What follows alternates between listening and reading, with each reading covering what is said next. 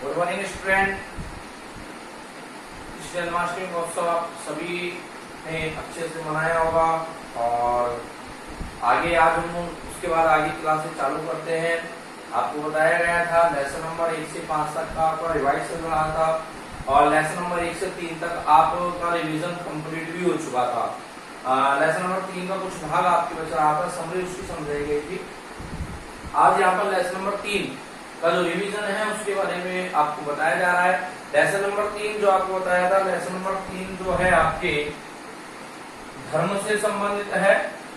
और धर्म की अगर हम बात करें, धर्म क्या है, तो धर्म आपको बताया 3 भाषाओं से इसका उच्चारण माना जाता है, 3 भाषाओं से इसका प्रारंभ माना जाता है। जैसे हिंदी भाषा की अगर हम बात करें तो हिंदी भाषा में धर्म जो है वो स्वयं को पहचानना है। स्वयं को पहचानना मतलब स्वयं को जानना, अर्थात स्वयं को जानने मतलब है स्वयं के अंदर ईश्वर का जो वास होता है उसके बारे में जानना। ईश्वर के द्वारा प्रदत्त हमारे अंदर जो मानवीय तत्व होते हैं, नैतिक नियम जो होते हैं, उनको स्वीकार करना, उनको पहचानना ही धर्म कहलाता है।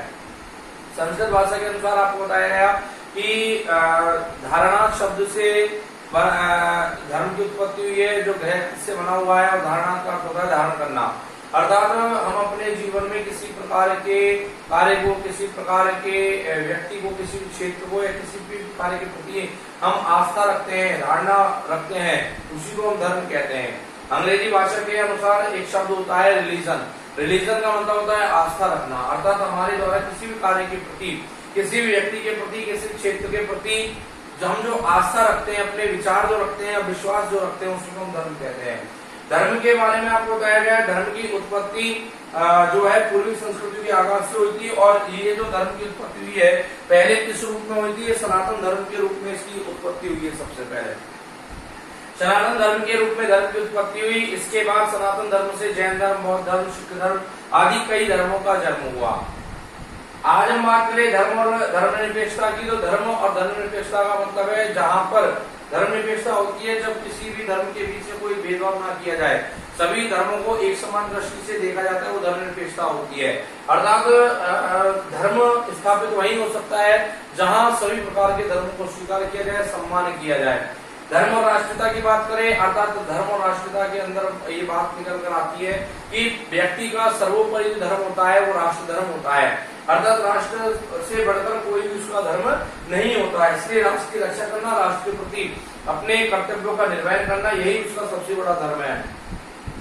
इसके बाद धर्म और नैतिकता की बात करें, धर्म और नैतिकता का मतलब है कि नैतिकता यानी मानवीय तत्व जो है, जैसे सत्य, अहिंसा, परोपकार, करुणा, दया आदि इन नियमों का पालन करना ही नैतिकता कहलाती है। और जब नैतिकता की अनुपालना होती है, नैतिकता के नियमों की पालना होती है, तो धर्म अपने आप ही स्वतः ही स्थापित हो जाता है। इसके बाद आता है कि धर्म को प्रतिपादित करने वाले याज्ञवल्क्य मनुस्मृति के अनुसार भी धर्म बताया गया है। इसके अलावा भारतीय विचारक भी कई ऐसे जिन्होंने धर्म से संबंधित विचारधाराएं प्रस्तुत की है। अब बात आती है वर्तमान समय में आधुनिक धर्मों की, तो वर्तमान समय में आधुनिक धर्म 2 हैं। एक आपके है ईसाई धर्म और दूसरा आपके आता है इस्लाम धर्म। ये दोनों ही धर्म जो है वो आपके आधुनिक धर्मों में माना जाता है। ईसाई धर्म जो कि आज से 2018 वर्ष ईसा पूर्व इसका जन्म हुआ था। इसके प्रवर्तक थे ईसा मसीह और इन्होंने एकेश्वरवादी विचारधारा को स्वीकार किया था और ये हिंसा का पूर्ण रूप से त्याग करते थे, अर्थात हिंसा इनका प्रमुख विचार था। इनका मानना था हमें किसी व्यक्ति के साथ कोई हिंसा नहीं करनी चाहिए। यहाँ तक कि जब इनको सूली पर चढ़ाया जा रहा था तब भी इन्होंने ईश्वर से प्रार्थना की, हे ईश्वर, ये लोग जो मेरे साथ कर रहे हैं पता नहीं क्या कर रहे हैं, इसलिए इन्हें क्षमा कर देना। अर्थात उस समय भी उन्होंने किसी प्रकार की हिंसा नहीं की। देखिए हिंसा होती 3 प्रकार की, मन, कर्म, वचन। मन यानी हम मन में अगर किसी व्यक्ति के गलत विचार रखते हैं, मन की हिंसा है। कर्म यानी किसी के प्रति गलत कार्य करते हैं, कर्म की हिंसा है। वचन यानी किसी गलत शब्दों का उपयोग करके उसको संबोधित करते, उससे बात करते हैं, वो वचन की हिंसा है। यानी इन तीनों प्रकार की हिंसाओं को ईसा मसीह ने ईसाई धर्म के अंदर त्यागने की बात की है। इनका प्रसिद्ध और पवित्र ग्रंथ है बाइबल और इनके कई शाखाएं जैसे प्रोटेस्टेंट, कैथोलिक, एवंजेलिकल, ऑर्थोडॉक्स आदि कई जो इनकी शाखाएं ईसाई धर्म के अंदर मानी जाती है। इस्लाम धर्म की अगर हम बात करें, इस्लाम धर्म की उत्पत्ति 622 वर्ष पूर्व हुई थी। इसके प्रवर्तक मोहम्मद पैगंबर थे और इन्होंने अल्लाह के दूत के रूप में अपने आप को बताते हुए कहा कि इस्लाम धर्म जो है वो मानव कल्याण के लिए हुआ है और लोगों को हमें इसका अनुसरण करना चाहिए और मानव हित में कार्य करने चाहिए। और इस प्रकार से इस्लाम धर्म की उत्पत्ति हुई। इस्लाम धर्म आज वर्तमान समय में सबसे तेजी से फैलता हुआ धर्म माना जाता है, जबकि ईसाई धर्म जो है वो वर्तमान समय में दुनिया का सबसे ज्यादा अनुयायियों वाला धर्म है। ईसाई धर्म सबसे ज्यादा अनुयायियों वाला धर्म है और इस्लाम धर्म सबसे तेजी से फैलता हुआ धर्म माना जाता है। तो ये आपके धर्म से संबंधित विचारधारा थी। लेसन नंबर 4 है आपकी स्वतंत्रता और समानता। स्वतंत्रता और समानता आपको बताया गया था। स्वतंत्रता और समानता दोनों इस प्रकार की विचारधारा है जो मानव जीवन को निश्चित रूप से एक अच्छा जीवन जीने योग्य बनाती है। अर्थात स्वतंत्रता और समानता की अगर हम बात करें तो बिना स्वतंत्रता के कोई भी जीव, कोई भी मानव जो है वो एक पशु की भांति जीवन व्यतीत करता है। जैसे एक पशु को एक स्थान पर बांध दिया जाता है और वो इतना घूम पाता है जितनी उसकी रस्सी होती है, ठीक उसी प्रकार से बिना स्वतंत्रता के कोई भी मानव जो है वो इतना ही जीवन जी पाएगा जितनी उसको स्वतंत्रता प्राप्त होगी, अन्यथा वह एक पशु की भांति जीवन व्यतीत कर पाएगा। समानता आपको बताया था सभी लोगों के प्रति सामाजिक, राजनीतिक, आर्थिक रूप से समानता रखना, अर्थात किसी प्रकार से जाति, धर्म, वंश, वर्ग, वर्ण, लिंग, जन्म, स्थान आदि कोई भी आधार पर कोई भेदभाव न करने की प्रक्रिया ही समानता कहलाती है। अर्थात समानता और स्वतंत्रता प्रत्येक व्यक्ति के लिए आवश्यक है। इसमें आपको स्वतंत्रता बताई गई 2 प्रकार की होती है, नकारात्मक और सकारात्मक। इसके अलावा स्वतंत्रता के प्रकार बताए गए आपको बहुत सारे प्रकार थे। इसमें आपके नागरिक स्वतंत्रता आती है, आर्थिक स्वतंत्रता आती है, राजनीतिक स्वतंत्रता आती है, सामाजिक स्वतंत्रता आती है।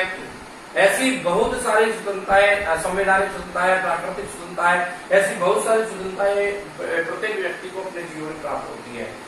समानता की अगर हम बात करें, समानता भी बहुत सारे होती है, जैसे कि आर्थिक समानता, राजनीतिक समानता, अवसर की समानता, नागरिक समानता, ये बहुत सारी समानता, शिक्षा की समानता, बहुत सारी समानताएं जो मानव जीवन में उसके राष्ट्र के द्वारा, उसके संविधान के द्वारा उसको प्रदान की जाती है। अर्थात इस प्रकार से हम ये कह सकते हैं स्वतंत्रता और समानता दोनों एक दूसरे के पूरक तत्व है और दोनों के एक दूसरे के बिना एक दूसरे के जो अस्तित्व है वो संभव नहीं है।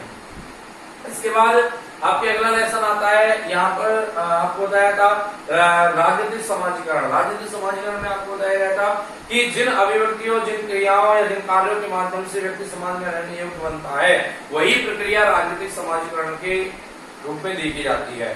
और राजनीतिक समाजीकरण के लिए आपको बताया गए थे कौन कौन से साधन है।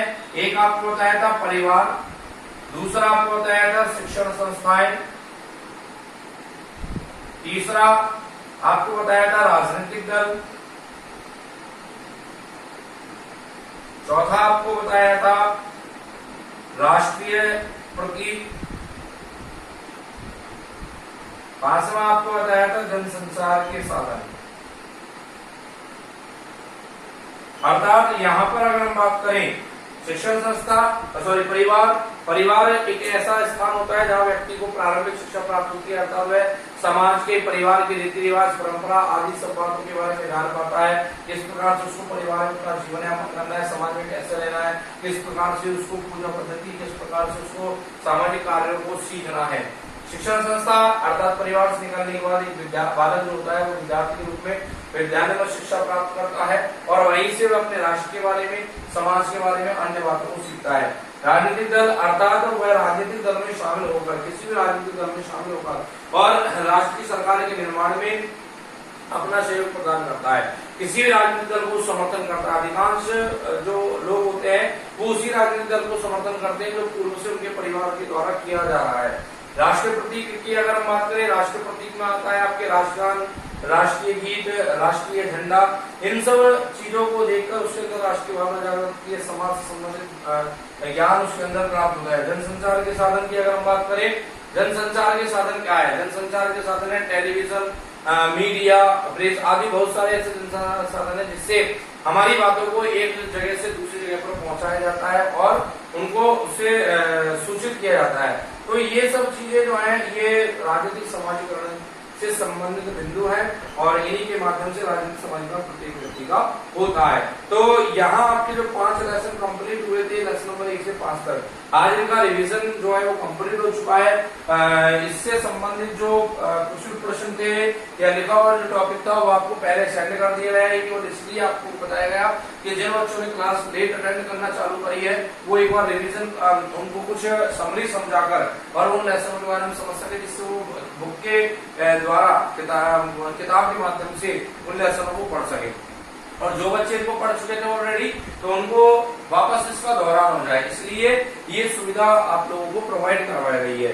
आगे हम इसी प्रकार से आप लोगों के लिए शिक्षा क्लास से संबंधित, सब्जेक्ट संबंधित बातें आपको प्रोवाइड करवाते रहेंगे। आप इसी प्रकार से निरंतर रूप से आप बने रहे और आगे की बातें, अगला जो लेसन है, आगे का जो टॉपिक है अगली क्लास में पढ़ेंगे। तब तक के लिए आप इंतजार कीजिए। Okay, thanks for watching.